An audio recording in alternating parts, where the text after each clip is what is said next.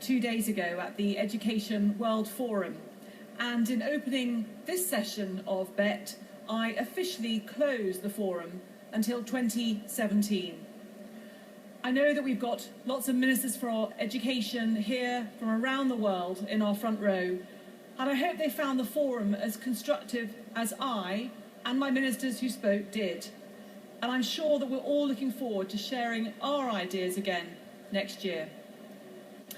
It's such a treat to be here at BETT again. It was a real highlight of my first year as Secretary of State. This showcase of education technology continues to go from strength to strength. There is no doubt that British exports of ICT products are stronger than ever, with a more than 5% increase last year alone. It's just brilliant to have the best minds from Britain and around the world here in London, and I'm really keen to see some of the stalls when I get the chance to have a walk around. I'm excited, and this government is excited, by the possibilities for the education profession opened up by technology. The creativity and passion of so many in this sector is irresistible. But it's the inevitable nature of it that some ideas will flourish while others will fall by the wayside. So whilst we're not in the business of picking winners, we do want to make sure every young innovator in this country has the access to the technology sector they need. That's why, as part of our long-term economic plan, we're backing broadband to the tune of £1.3 billion, so that it doesn't matter where our children are, at home or at school, inner city academies or countryside schoolhouses, they will have that access. Now, big brains are big brains no matter where they come from. I'm concerned much more with where they're going. And if we're serious about being a world leader, then we have to nurture all of our talent. And this drives to the heart of our mission to spread educational excellence everywhere. Because a one-nation government has to open doors to all students of all talents. And I know that's what so many people in this arena and this hall today do every day. I want our next generation to have the skills to compete in the global jobs market. So that's why we've put in place, and I've already been discussing it, a computing curriculum that gives them, our students, the basic building blocks, but also seeks to give them specialist knowledge too.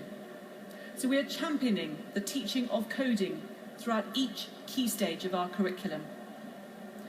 Now, last month I had the pleasure of attending an Hour of Code initiative at Downing Street, where the Prime Minister and I had a tutorial alongside children from Eastleigh School. Now, I'm not going to say which one of us picked it up quicker, but I will say that getting these foundations in place early on is clearly quite vital. But it's great today to have had another look already at the BBC's codable microbit computers I saw at Downing Street that day, and I'm even wearing one as a fashion accessory. They are a fantastic way to spark an initial interest in technology in our young people. We are committed to world-class computer science qualifications to give our students as well as employers the confidence they really need. And that's why computer science is at the heart of the new computing curriculum. And I'm pleased to say that our reformed computer science GCSE and A-level are on a par with the best in the world. But I must stress that equipping the future workforce is not a mission for government alone. Employers have a role to play too. Last week I visited the Fashion Retail Academy, a vocational college founded and led by the giants of fashion retail. They offer courses designed to give students the skills that employers really want, including a suite of digital qualifications to complement the more traditional ones. It's these kind of partnerships that will lead Britain to be the very best at vocational training, because we are focused on what the economy needs.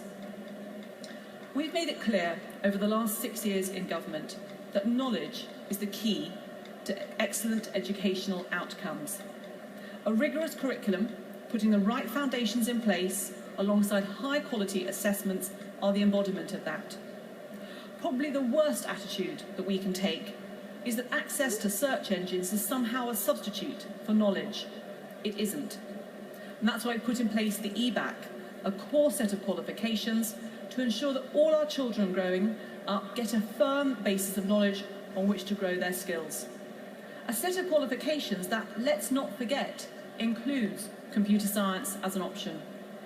And we've made it clear that teachers are our greatest resource, because you cannot have an excellent education system without the highest quality teachers at the front line. And that's why we've committed to bringing the very best candidates into the teaching of computer science, as well as developing the talent already there. The Computing at School Network of Excellence has provided over 56,000 instances of professional development to teachers since the autumn of 2012, in part due to DFE funding and with thanks to funding from our partners in the private sector, such as Microsoft. This includes formal training events, mentoring, coaching, peer observation, peer partnering, to develop resources and co-teaching. And what's more, with 10 universities now providing regional coordination for the network, the level of support to teachers has doubled year on year. We also know that the professional development teachers receive has a tremendous impact in the classroom. So we see teachers as our greatest resource. But there are plenty of ways in which we see technology as an aid. As a starting point, there are things that ease the smooth running of school days, like capturing data for class registers, attainment and pupil progress. The paper trails that create work for teachers already rushed off their feet, and we are keen to see what innovations the sector can come up with on this. Then there is the use of data to better plan technology strategies in schools. I know that the British Educational Suppliers Association and NACE have done a really interesting project on this in their leadership briefing paper, which seeks to guide system leaders on how to make the best use of the technology they have and make smarter use of other technology, allowing them to plan ahead using previously unavailable evidence and research. This advice has been given out free here at BETT, and I really hope that schools will make good use of it. Now, while we're talking about data, I should mention our open standards principle.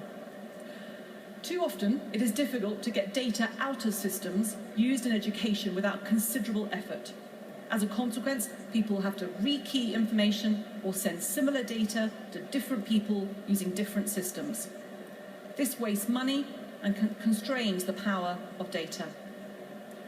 Put simply, systems need to be able to talk to each other better. Within our daily lives, system integration allows information to flow seamlessly behind the scenes to benefit users. It requires two things: a will to improve and a commitment to implementing common standards. Common data standards will help us overcome this. My department intends to begin prototyping new systems for data collection, data exchange this year. It will implement common data standards and work with the Access for Learning community who have achieved great things locally and internationally. Now, this will make it easier for schools to share data with us. It will reduce our data burden on the sector and provide and enhance both what we know and how quickly we know it. Better system integration should allow education technology firms to enable easier data movement within and between schools. So where do we see technology impacting teaching outcomes? One exciting area is assessments.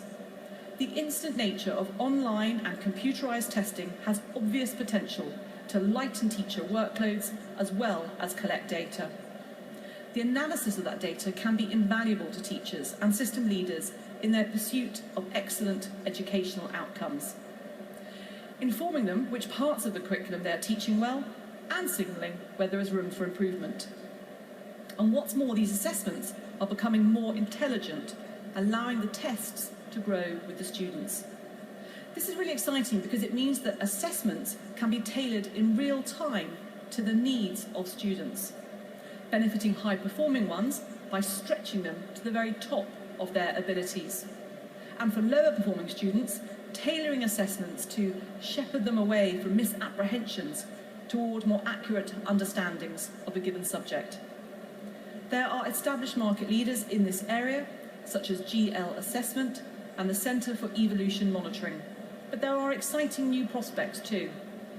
Just last week, the Minister for State for Schools, Nick Gibb, met with a new player in this field. Colin Hegarty is an award-winning teacher, and he has created a website which combines maths tutorials and formative assessments. Constantly growing, his website currently has 1,000 tutorials and 400,000 questions, covering every area of the national curriculum at key stages 2, 3 and 4. The website has already been trialled in 70 schools, and Colin Hegarty expects to be able to market it later this year.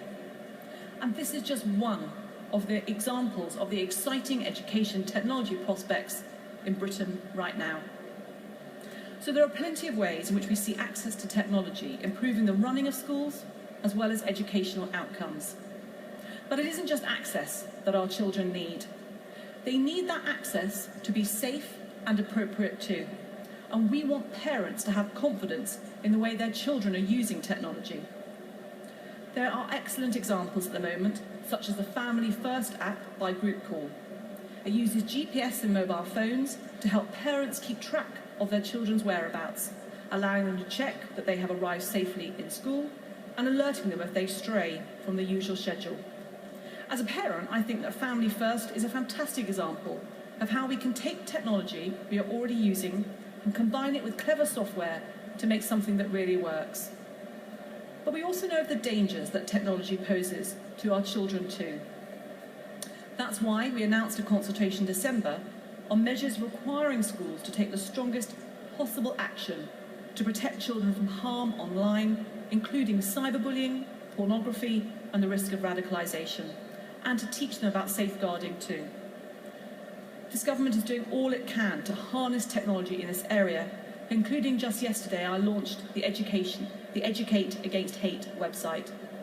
The site offers advice based on our own resources and the work of charities who seek to protect our young people from the influence of radicalism. And it isn't just our children who need to be kept safe online. Anyone who shops or who banks online needs to be protected too. In Britain, cybersecurity contributes over £17 billion to the economy, with a 39% increase in the years 2013-14. In November, the Chancellor announced a cybersecurity programme for schools.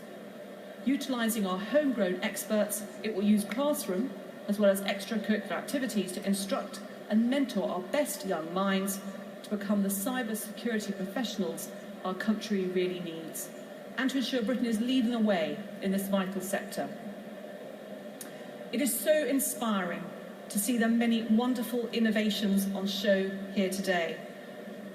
And I hope that you all really enjoy the rest of BETT2016.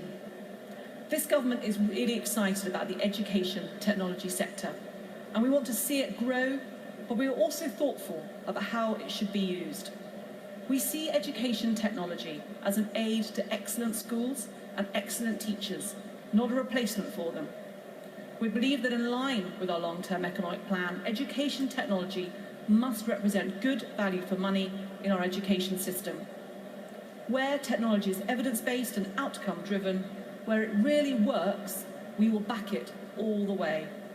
And we believe that all of our children can benefit from innovations in technology that will help them to develop both the knowledge and the skills they need to succeed in modern Britain and the modern world.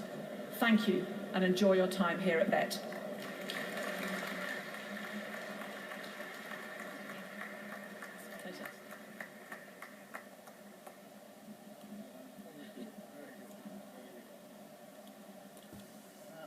Thank you, Nicky.